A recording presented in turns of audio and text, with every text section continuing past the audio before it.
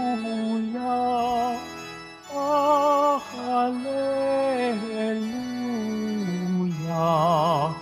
hallelujah,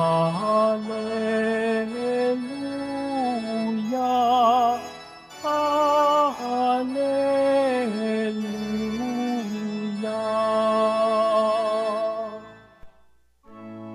Espiritu ng Diyos Anak, ay siyang ating tinatanggap. Ng Diyos Ama ay matawag. Hallelujah, hallelujah, hallelujah,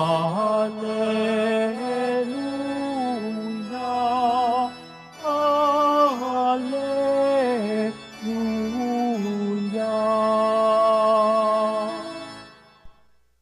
Sumainyo ang Panginoon, At sumaiyo rin. ang mabuting balita ng Panginoon ayon kay San Mateo. Papuri sa iyo, Panginoon. Noong panong iyon, sinabi ni Jesus sa kanyang mga alagad, sa pananalangin ninyo'y huwag kayong gagamit ng napakaraming salita, gaya ng ginagawa ng mga hintil. Ang akala nila'y pakikinggan sila ng Diyos dahil sa dami ng kanilang salita. Huwag ninyo silang tularan, sapagkat alam ng iyong amang ang inyong kinakailangan bago pa ninyo hingiin sa Kanya. Ganito kayo mananalangin. Ama naming nasa langit, sambahin nawa ang pangalan mo.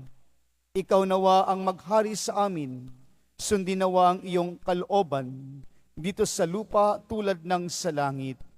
Bigyan mo kami ng pagkaing kailangan namin sa araw-araw na ito. At patawarin mo kami sa aming mga kasalanan, tulad ng aming pagpapatawad sa mga nagkakasala sa amin. At huwag mo kaming iharap sa mahigpit na pagsubok, kundi ilayo mo kami sa masama. Sapagkat sa iyo ang kaharian at ang kapangyarihan at ang kapurihan magpakailanman. Amen. Sapagkat kung pinatatawad ninyo ang mga nagkakasala sa inyo, patatawarin din kayo ng iyong amang nasa langit. Ngunit kung hindi ninyo pinatatawad ang mga nagkakasala sa inyo, hindi rin kayo patatawarin ng inyong ama. Mga kapatid, ang mabuting balita ng Panginoon. Pinupuri ka namin, Panginoong Heso Kristo. Magsiupo muna po ang lahat. Isang magandang umaga po sa ating lahat. Sa pagpapatuloy po natin ang ating paglalakbay sa ika-11 linggo sa karaniwang panahon, lubos ang biyayang ipinagkakalob sa atin ng ating Panginoon. Palagi tayong inaalala ng ating Panginoon sa ating paglalakbay araw-araw. Kaya po ngayon sa ating Ebanghelyo, pinapalalahanan po tayo ng ating Panginoon ang ating buhay panalangin. Ang panalangin, mga minamahal na kapatid, ito'y bahagi ng buhay natin. Hindi po natin ito may sasantabi ang ating buhay panalangin. Sigurado po ako, lahat tayo ay marunong manalangin o magdasal. Ito ang ating ginagawa sa ating buhay. Hindi natatapos ang buong araw kung hindi tayo nananalangin o nagdarasal. Palagi itong kaakibat ng buhay natin. Bakit kailangan natin magdasal? Bakit kailangan natin itong gawin sa buhay natin? Alam po natin, sa pagdarasal po natin, may hinihingi po tayo at may ninanais tayo at may nais tayong tanggapin mula sa ating Panginoon. Kaya po tayo nagdarasal. Kaya po tayo nagdarasal at isa din, mayroon tayong kulang sa ating mga sarili-sarili.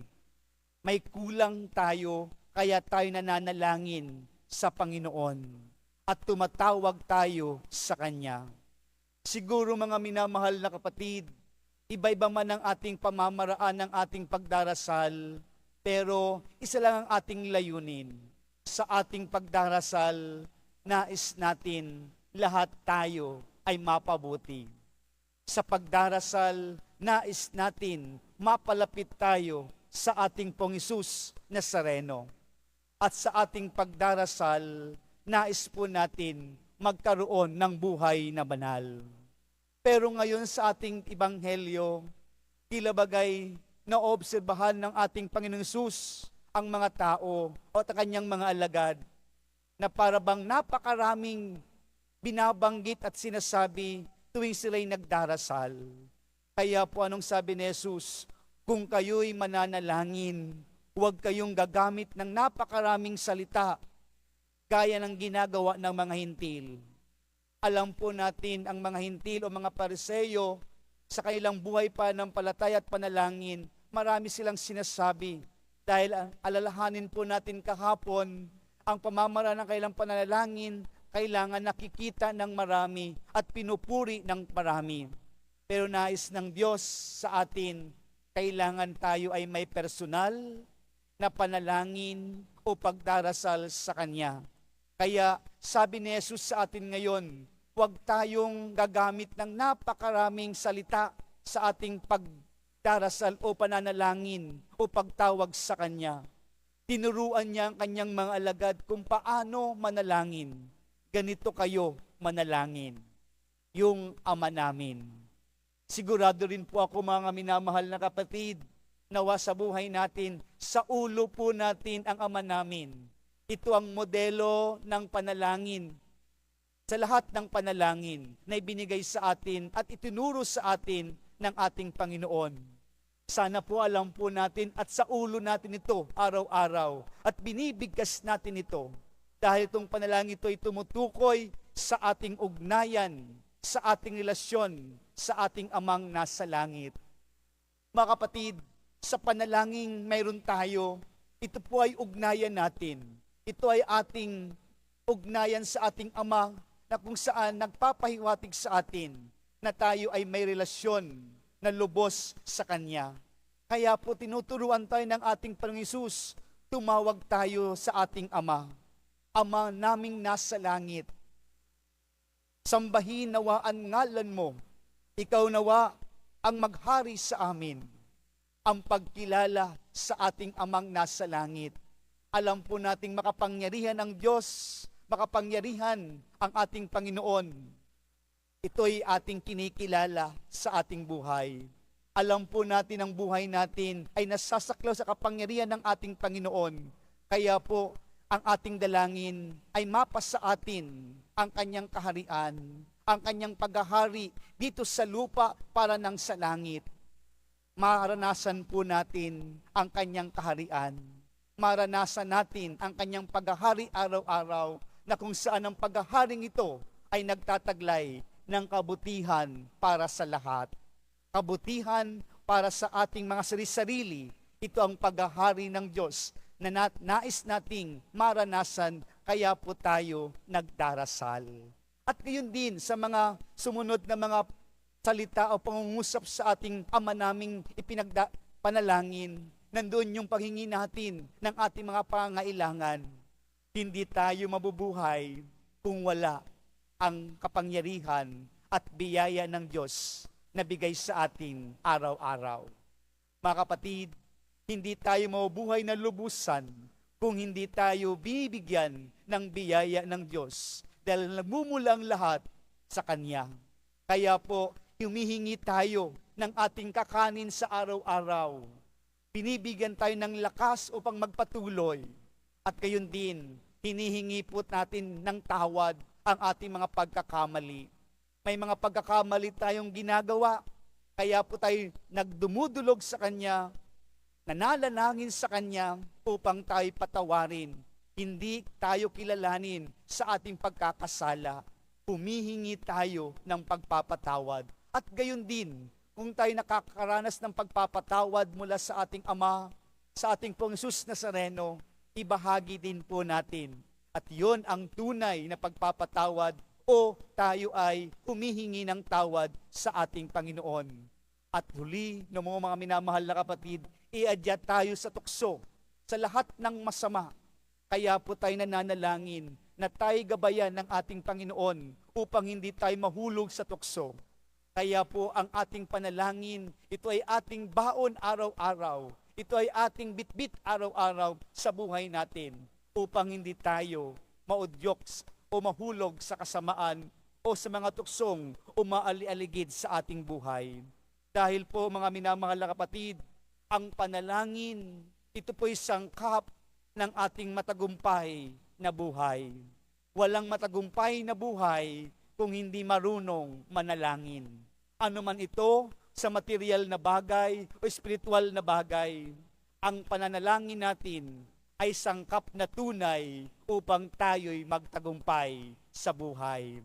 Kaya po, pinapahalagahan tayo ng ating Panginoon. Pinapalahanan tayo ng ating Panginoon na ang ating panalangin ay hindi lang sa ating maraming sinasabi, kundi isinasa puso at isinasa buhay ang ating buhay panalangin.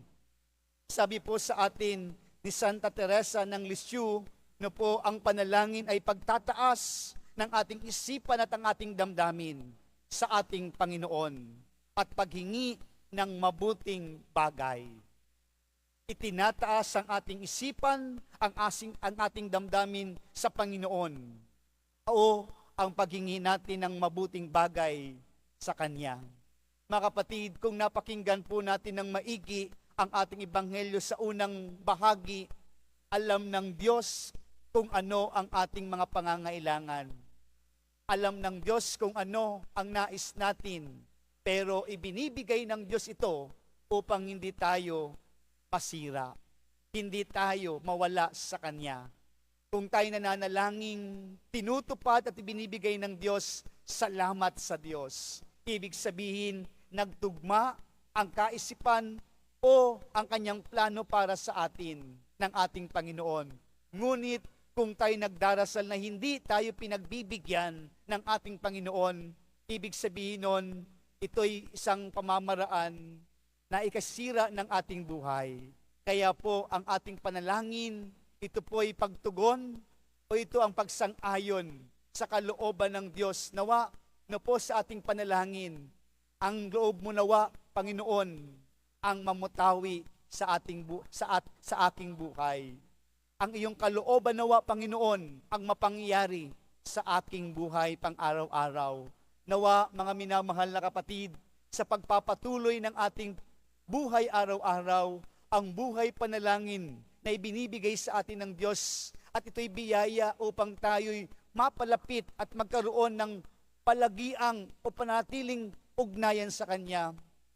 Ang ating pananalangin, ibig sabihin, nais natin mapabuti. Wala pong panalangin, hindi po panalangin ng paghingi ng masama, dahil ang panalangin ay palaging mabuti ang layunin nito sa buhay natin. Minsan po, may ginagawa tayong mga ganong mga panalangin. No po, nagdarasal daw tayo ng masama laban sa kapwa-tao natin. Hindi po yon panalangin. Yun po ay pagkakasala. Dahil ang panalangin, mga minamahal na kapatid, ay pagmithi ng kabutihan. Maranasan ng kabutihan ng Diyos at ito'y pagsasang-ayon sa plano ng Diyos sa buhay natin. Kaya tayo'y nagdarasal araw-araw. Kaya po, sa ating buhay, nawa ang ating panalangin, pinapahalagahan, ugnayan at buhay na relasyon natin sa ating Pong Jesus Nazareno. Amen.